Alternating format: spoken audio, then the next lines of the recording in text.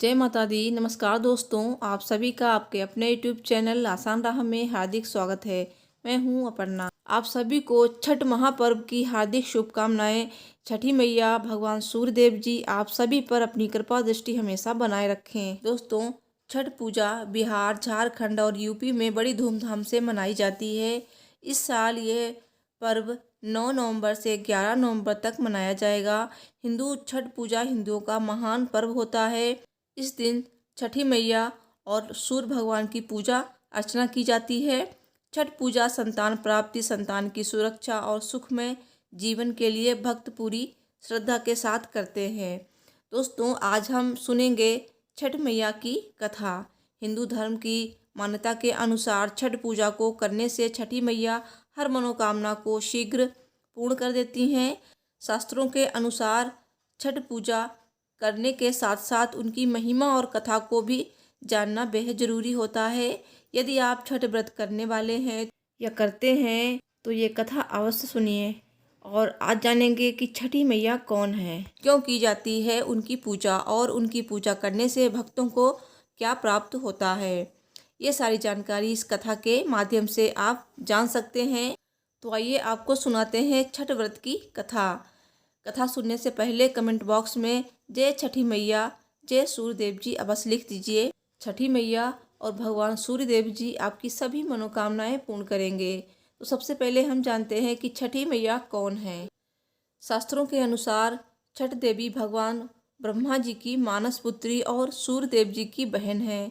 उन्हीं को प्रसन्न करने के लिए ये पर्व मनाया जाता है।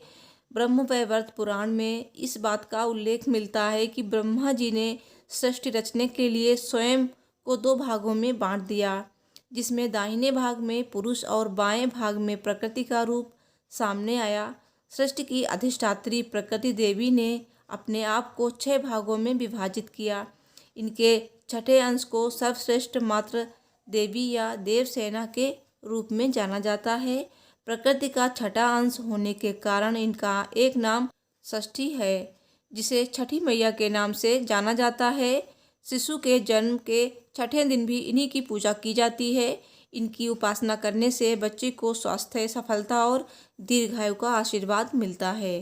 पुराणों में इन्हीं देवी का नाम कात्यायनी बताया गया है, जिनकी नवरात्रि की षष्ठी तिथि को पूजा की जाती है। अब सुनते हैं छठ व्रत की कथा। ब्रह्मवैवर्त पुराण की कथा के अनुसार प्रथम मनु के पुत्र राजा प्रियव्रत थे। उसकी पत्नी का नाम मालिनी था। राजा की कोई संतान नहीं थी।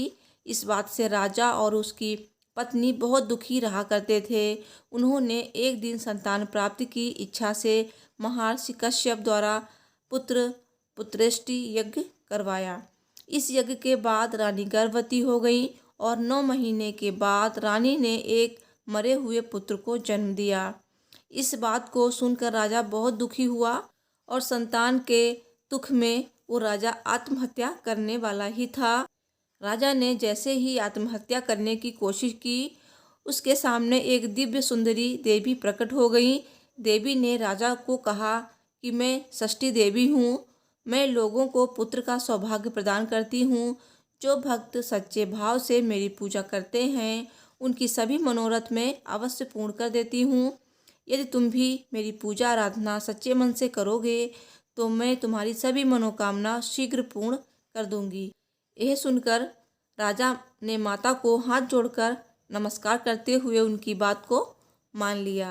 राजा और उनकी पत्नी ने कार्तिक शुक्ल पक्ष की षष्ठी के दिन माता षष्ठी की पूजा पूरी भक्ति और श्रद्धा के साथ की। उसकी पूजा और भक्ति को देखकर माता बहुत प्रसन्न हुई। माता षष्ठी ने राजा की पत्नी को पुत्र प्राप्ति का वरदान दिया।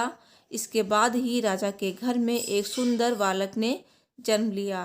तभी से छठ का पर्व पूरी श्रद्धा के साथ भक्त मनाने लगे। शास्त्र के अनुसार छठी मैया सूर्य भगवान की बहन है। दोस्तों, छठ व्रत के दिन इस कथा को अवश्य सुनना चाहिए। इस कथा को सुनने से संतान को दीर्घायु, सफलता, सुख, समृद्धि, साथ ही ऐश्वर्य की प्राप्ति होती है। तो दोस्तों, मुझे उम्मीद है मेरी वीडियो आपको पसंद आई होगी। तो प्लीज़ वीडियो को लाइक, शेयर एंड मेरे चैनल को सब्सक्राइब करना ना भूलें। मिलती हूँ नेक्स्ट वीडियो में। Thanks for watching. हर हर महादेव। जय माता दी।